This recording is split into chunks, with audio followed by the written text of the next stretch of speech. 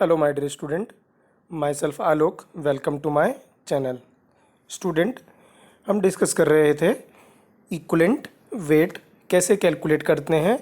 इससे previous video में student हमने इक्वलेंट वेट कैलकुलेट किया था एटम्स का, आयंस का और सॉल्ट का। आई होप आप सभी ने वो वीडियो लेक्चर देख लिया होगा।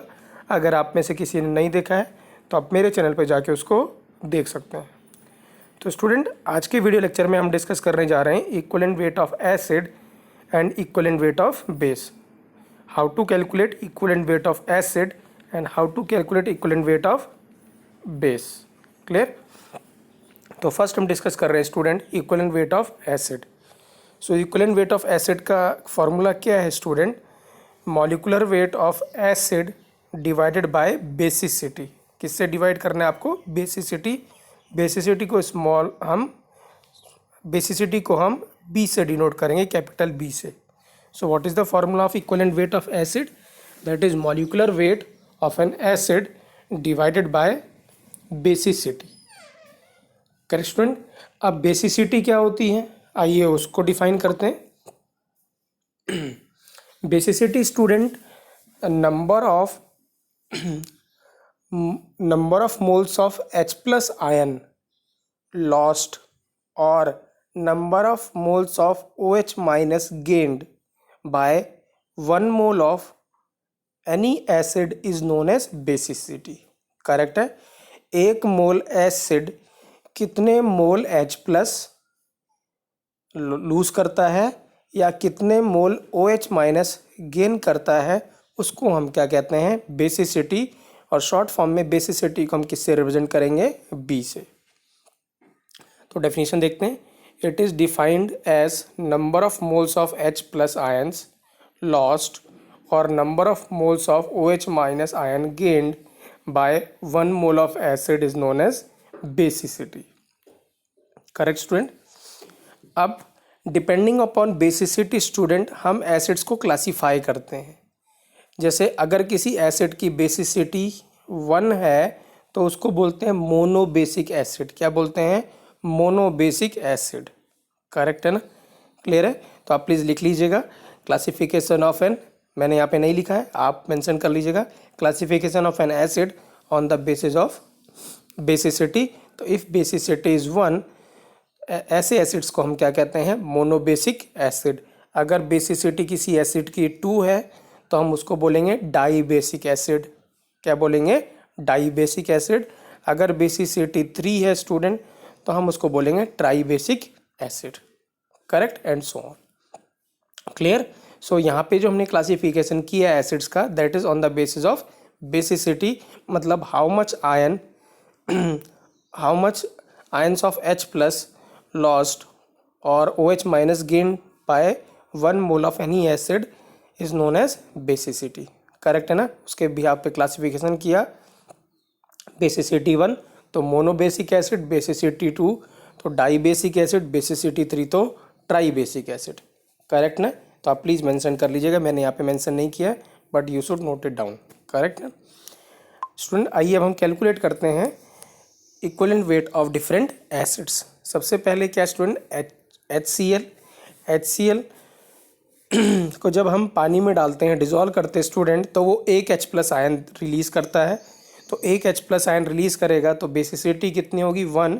तो इक्वलेंट वेट क्या हो गया? m/1। क्या हो गया? m/1। What is m? Molecular weight of acid. यहाँ पे एसिड क्या है? HCl। क्लियर? H2SO4 को स्टूडेंट जब हम वाटर में डिज़ोल्व करते हैं तो it releases 2H plus ion.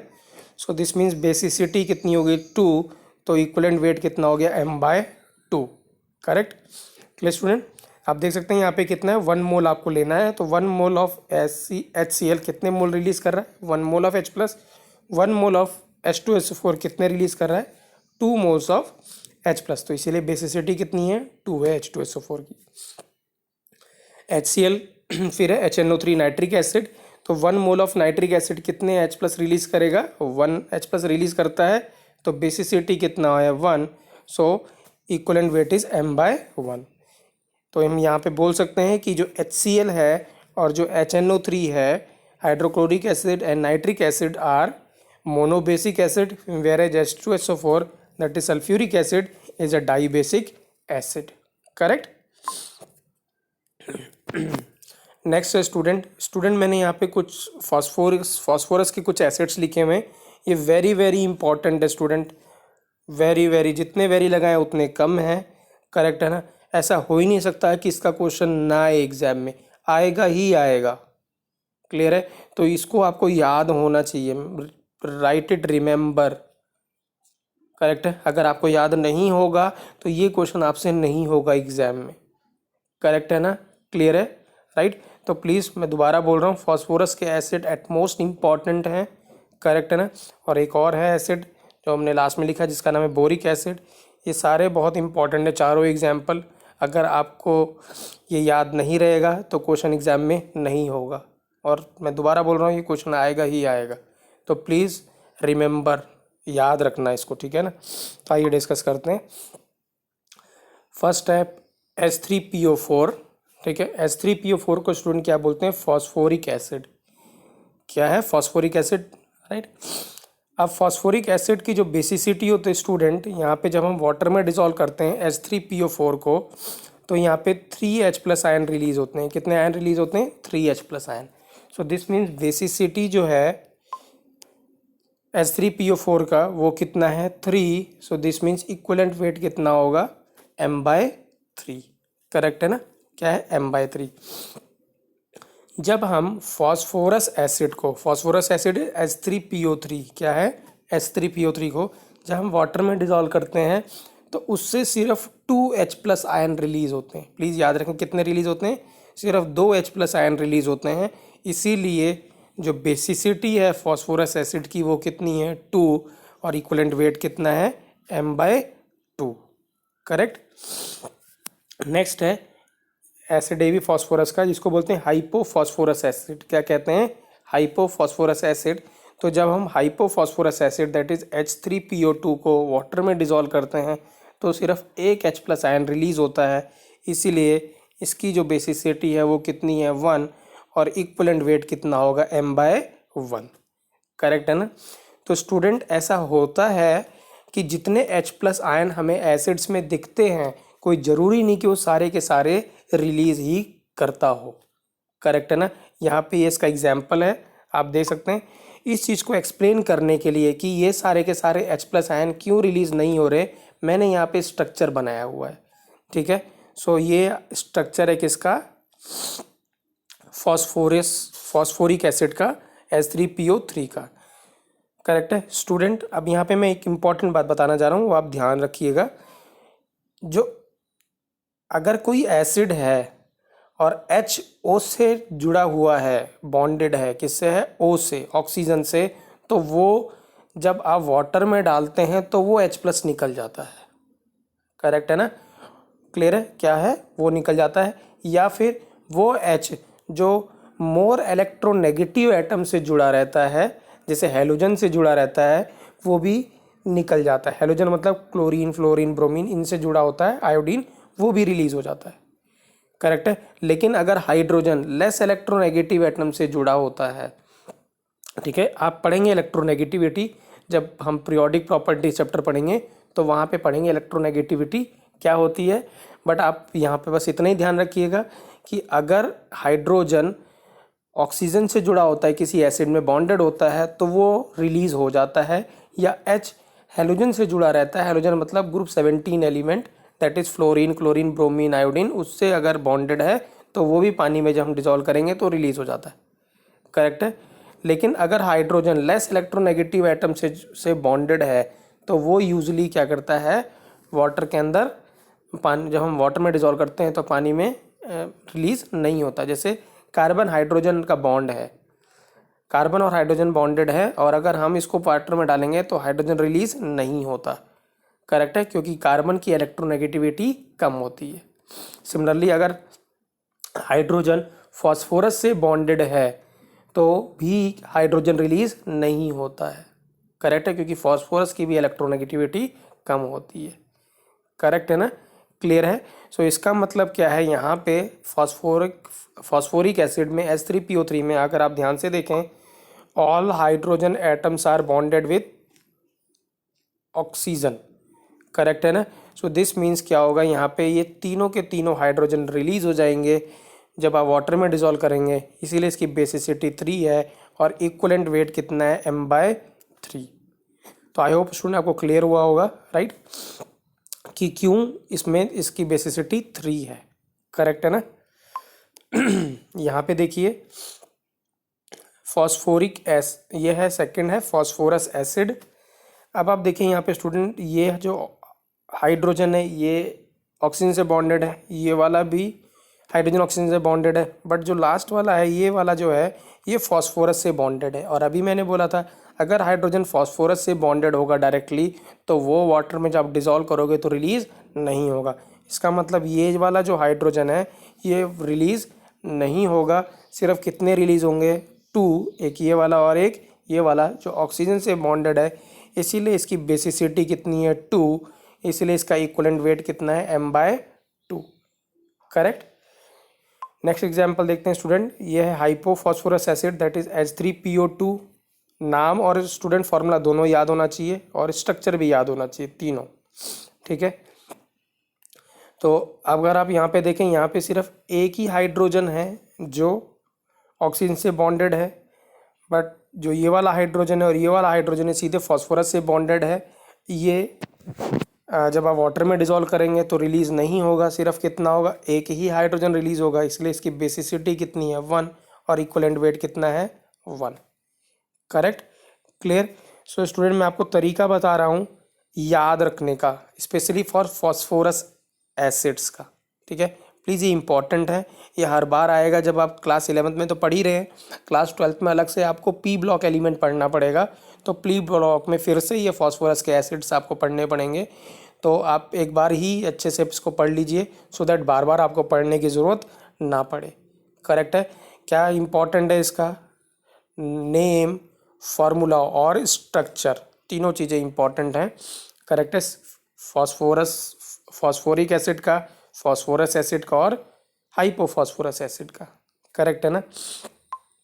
अब स्टूडेंट देखिए मैं आपको तरीका बता रहा हूँ हाउ टू लर्न, कि आप कैसे याद रख सकते हैं कि इसकी बेसिसिटी इतनी होगी, फॉस्फोरस एसिड की 3 होगी, फॉस्फोरस एसिड की 2 होगी, हाइपोफॉस्फोरस एसिड की 1 होगी और फॉस्फोरिक एसिड की कितनी होगी 3 होगी।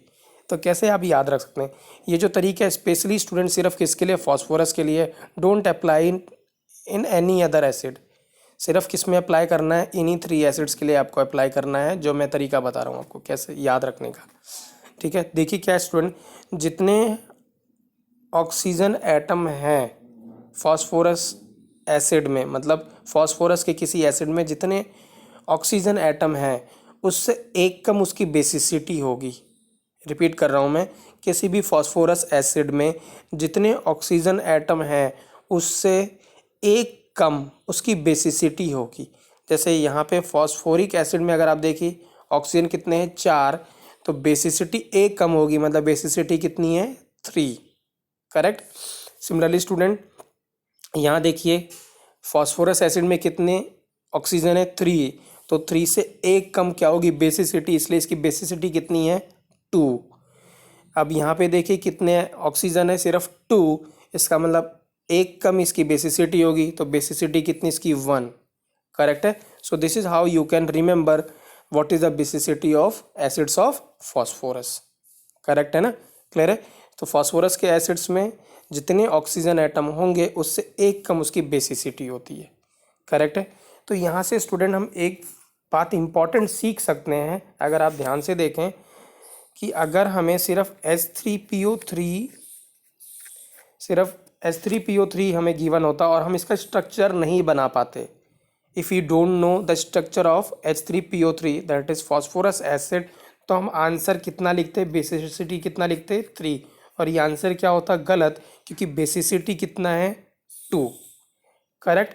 तो मैं यहाँ पे इम्पॉर्टेंट पॉइंट कंक्लूड करना चाहता हूँ स्टूडेंट, अगर आपको सही तरीके से या करेक्टली, अगर आपको किसी भी कंपाउंड का करेक्टली उसका बेसिसिटी या एसिडिटी या फिर एन फैक्टर अगर मैं कहूँ, तो करेक्टली आप एन फैक्टर तभी निकाल सकते हैं जब आपको उस कंपाउंड का स्ट्रक्चर आता हो बनाना। करेक्ट है। तो very very important structure important है स्टूडेंट कि आपको अगर स्ट्रक्चर बनाना आता है किसी कंपाउंड का, then only you will correctly able to calculate N factor of that compound. क्यों? क्योंकि जो दिखता है वो हमेशा ऐसा होगा नहीं।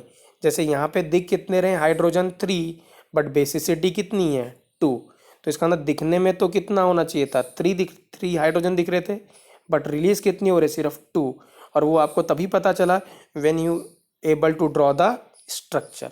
इसीलिए करेक्ट मेथड है एन फैक्टर कैलकुलेट करने का, या राइट मेथड है एन फैक्टर कैलकुलेट करने का to draw the structure. Structure आपने अगर सही से बना लिया तो इसका मतलब आपने इजीली एन फैक्टर आप उसका कैलकुलेट कर सकते हैं, कोई भी एरर नहीं होगी। करेक्ट है, क्योंकि देर आर फ्यू एक्सेप्शंस जहाँ पे आप अगर फॉर्मूले से एन फैक्टर कैलकुलेट करेंगे तो एरर आएगा, गलत होगा। लेकिन अगर आप उसका स्ट्रक्चर ड्रॉ करते हैं तो आप हमेशा करेक्टली एन फैक्टर कैलकुलेट कर पाएंगे। करेक्ट है। तो मैं फिर से एम्फेसिस कर रहा हूँ, please structures are very important. Correct है ना। तो जो एक्सेप्शंस हैं वही मैक्सिमम पूछे जाते हैं एग्जाम में। एक्सेप्शंस का मतलब क्या है, जो आपको दिख रहा है इतना इसका एन फैक्टर होगा, वो एक्चुअल में इतना होता नहीं है। तो इसी को मैं क्या कह रहा हूँ, एक्सेप्शंस बोल रहा हूँ। करेक्ट है ना। तो एक्सेप्शंस के ही क्वेश्चन एग्जाम में ज़्यादातर पूछे जाते हैं। तो उन एक्सेप्शंस को अगर आपको करेक्टली आंसर करना है तो you should know the structure of those compounds जिसमें वो एक्सेप्शंस हैं। करेक्ट है ना, क्लियर।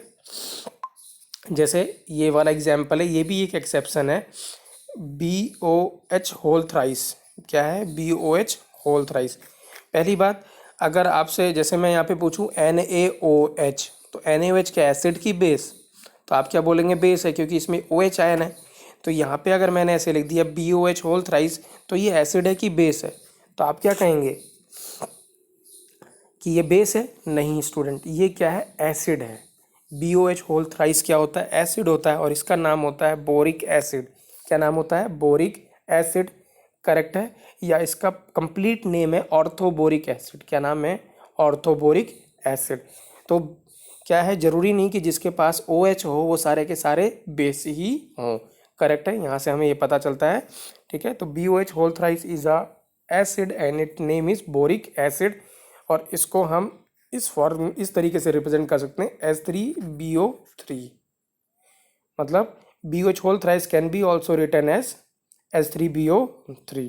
करेक्ट है ना। कैसे लिख सकते हैं, H3BO3 से। अब आपसे मैं पूछूं स्टूडेंट कि मुझे बताइए कितना इसका, क्योंकि अभी एसिड है तो एसिड का एन फैक्टर क्या है, बेसिसिटी। तो H3BO3 की बेसिसिटी कितनी होगी।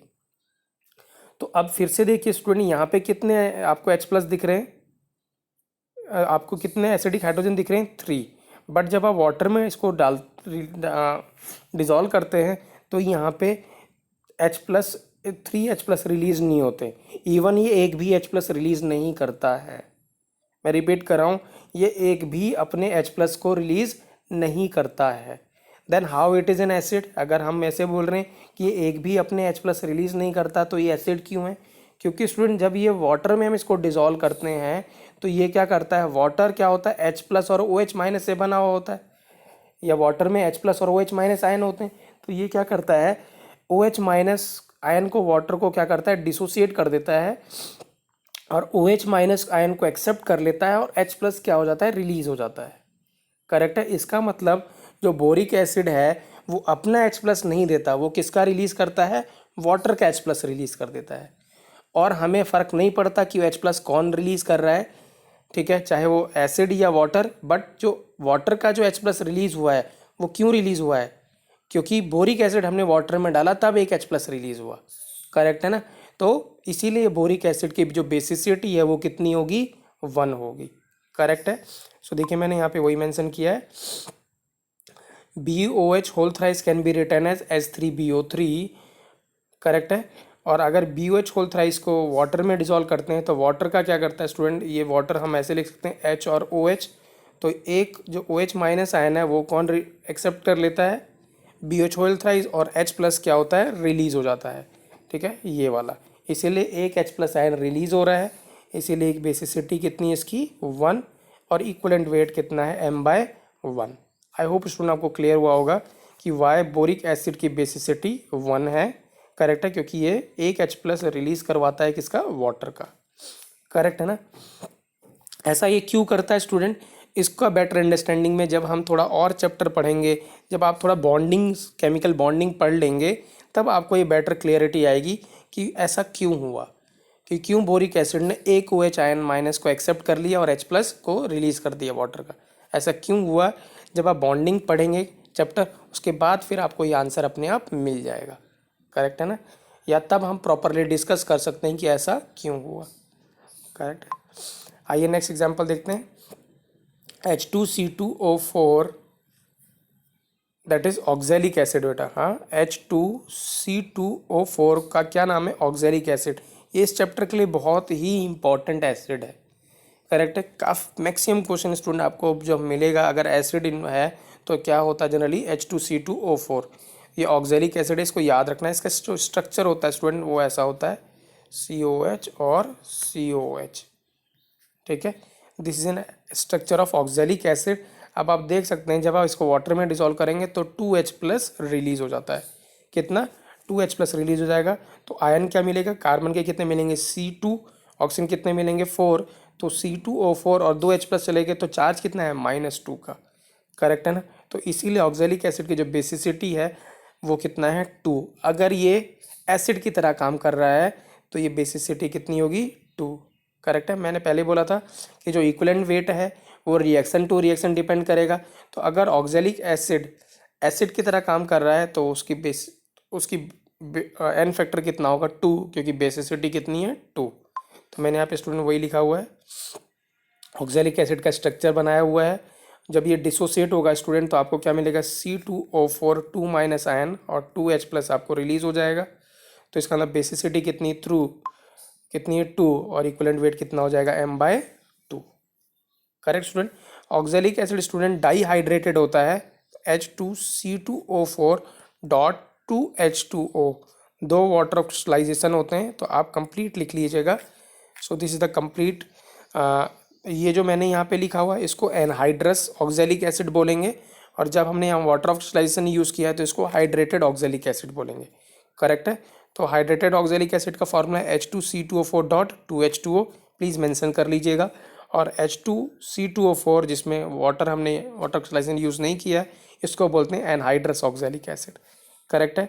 मैं स्टूडेंट फिर से बोल रहा हूँ, रिपीट कर रहा हूँ कि ये बहुत इंपॉर्टेंट हैं चारों। ठीक है ना, या इवन ये वाला भी। ठीक है, अगर ये आपको याद नहीं होगा तो आपसे क्वेश्चन नहीं होगा। तो please remember, again and again मैं बोल रहा हूँ, याद रखना है इसको, और मैंने याद रखने का आपको तरीका भी बताया है। ठीक है।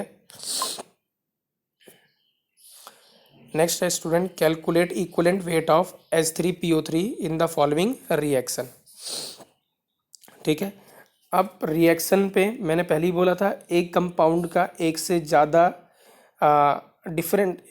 एक कंपाउंड का डिफरेंट एन फैक्टर हो सकता है। वो डिपेंड करेगा रिएक्शन टू रिएक्शन, और अगर एन फैक्टर डिफरेंट होगा तो इक्विवेलेंट वेट भी डिफरेंट हो सकता है। करेक्ट है ना। तो यहाँ पे वही है, राइट। तो अगर देखिए रिएक्शन फर्स्ट गिवन है H3PO3 plus NaOH gives NaH2PO4 और H2O। करेक्ट स्टूडेंट, मैंने प्रीवियस वीडियो में बताया था कि अगर आपको एन फैक्टर करेक्टली कैलकुलेट करना है किसी रिएक्शन में तो आपको उस रिएक्शन को कम्प्लीटली बैलेंस करना पड़ेगा। अगर आप रिएक्शन को कम्प्लीटली बैलेंस नहीं है तो आपका आंसर रॉन्ग आएगा। करेक्ट है ना, क्लियर है। तो आप हमेशा जब एन फैक्टर कैलकुलेट करेंगे तो आप हमेशा रिएक्शन को क्या करें, कम्प्लीटली बैलेंस करके तभी एन फैक्टर को कैलकुलेट करेंगे। करेक्ट। तो देखिए स्टूडेंट क्या है, यहाँ पे देखिए H3PO3 जब इससे रिएक्ट कर रहा है तो H3PO3 ने क्या करा, एक H+ आयन को रिलीज कर दिया, तभी ये कंपाउंड बना। देखिए H2PO4, तो मतलब यहाँ पे क्या है, एक H+ क्या हो गया, इसका रिलीज हो गया, राइट। तो अगर ये कंपाउंड क्या कर रहा है, एक H+ आयन को रिलीज कर रहा है, करेक्ट है ना, तो इसका मतलब इसकी बेसिसिटी यहाँ पे कितनी होगी 1, और इसीलिए इसका इक्विवेलेंट वेट कितना होगा m/1। करेक्ट है ना, क्लियर है। सेकंड देखिए H3PO3 plus NaOH gives Na2HPO4 plus water. मैंने इसको बैलेंस कर दिया, 2 NaOH और यहाँ पे 2 वाटर रख दिया, ठीक है। अब आप ध्यान से देखिए स्टूडेंट, यहाँ पे जो H3 3 H हैं और यहाँ पे कितने H हैं, आप सिर्फ एक, इसका मतलब इसने कितने H प्लस आयन रिलीज करे, 2। तो H3PO4 loss 2 H plus ion, तो its basicity is 2 in this reaction, correct है। और इसका इक्विवेलेंट वेट इस रिएक्शन में कितना होगा, m/2, correct, right. Next student क्या है, H3PO3 फिर से NaOH से रिएक्शन कराया, इस बार हमें मिल रहा है Na3PO4 और वाटर, हमने बैलेंस कर लिया, तो 3 NaOH plus Na3PO4 plus 3 water, ठीक है। अब आप यहाँ पे देखिए स्टूडेंट, यहाँ पे 3 H प्लस थे आयन थे, बट यहाँ पे कोई भी H प्लस आयन अब नहीं है, इसका मतलब इसने कितने H प्लस आयन लूज कर दिए, 3, इसलिए यहाँ पे H3PO4 की बेसिसिटी कितनी है, 3, और इक्वलेंट वेट कितना हो जाएगा, m/3, करेक्ट स्टूडेंट, राइट। तो आई होप स्टूडेंट आपको क्लियर हुआ होगा। मैं देखिए आप, सेम कंपाउंड है, फॉस्फोरिक एसिड है, बट हर रिएक्शन में depending upon reaction to reaction equivalent weight क्या होगा, अलग अलग हो सकता है, करेक्ट है ना, क्लियर है। नेक्स्ट क्वेश्चन है student, equivalent weight of SO2 in the reaction. Student अब यहाँ पे हम एसिड की बात कर रहे थे और यहाँ पे हम अब क्वेश्चन कर रहे हैं SO2 का, तो ये आपके दिमाग में क्वेश्चन आ सकता है।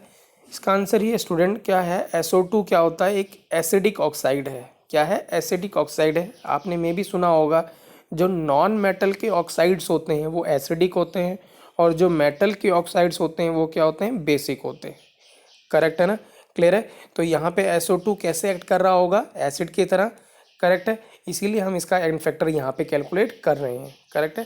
तो देखिए रिएक्शन क्या है स्टूडेंट, SO2 प्लस NaOH, जब आप मिक्स करेंगे तो आपको मिलेगा Na2SO3। प्लीज़ याद रखिए मैंने क्या लिखा है यहाँ पे, Na2SO3।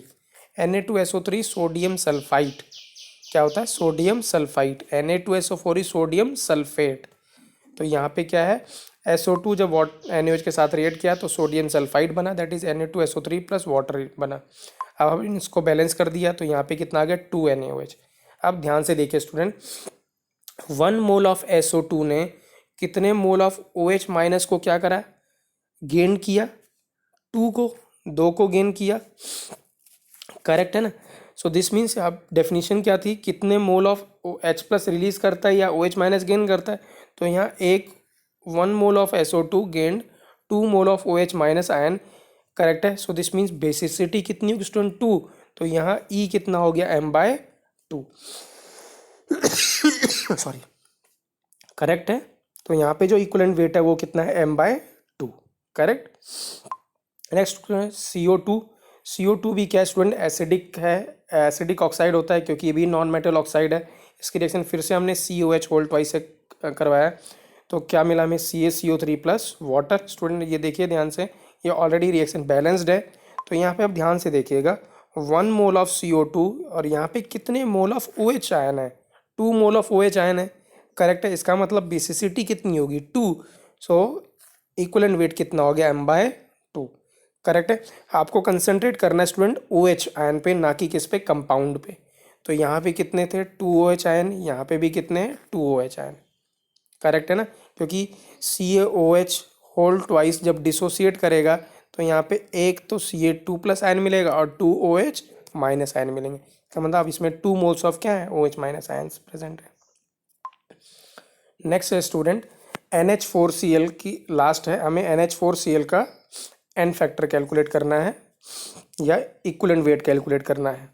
अब NH4Cl को हमने यहाँ पे क्यों लिखा है, क्योंकि आप अभी बोल रहे हैं हम एसिड और बेस की बात कर रहे हैं, और यहाँ पे आपने NH4Cl सॉल्ट ले लिया, ऐसा क्यों किया, सॉल्ट का तो आप एन फैक्टर पहले कैलकुलेट कर चुके हैं।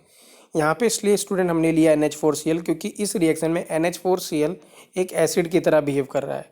क्यों, क्योंकि जो NH4Cl होता है स्टूडेंट वो एसिडिक सॉल्ट होता है, क्या होता है, एसिडिक सॉल्ट। इसलिए आप देखिए ये जो एसिडिक सॉल्ट है इसीलिए बेस के साथ रिएक्ट कर रहा है और एक नया सॉल्ट बना रहा है, करेक्ट है। तो यहाँ पे जो NH4Cl है it is acting as an acid, ना कि कैसे बिहेव कर रहा है, सॉल्ट की तरह, करेक्ट है ना। और ये जो है क्या है, एक एसिडिक सॉल्ट है, क्या है, एसिडिक सॉल्ट है, इसीलिए हम इसको यहाँ पे डिस्कस कर रहे हैं। तो आप देखिए, अब NH4Cl की रिएक्शन NaOH से करवाया तो हमें क्या मिला, NaCl plus NH4OH।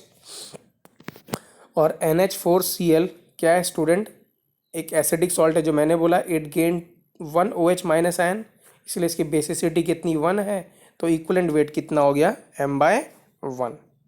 Correct student, clear. तो आई होप स्टूडेंट आपको ये वीडियो लेक्चर क्लियर हुआ होगा। आपको तभी भी कोई डाउट है तो please write to me. Correct, thank you.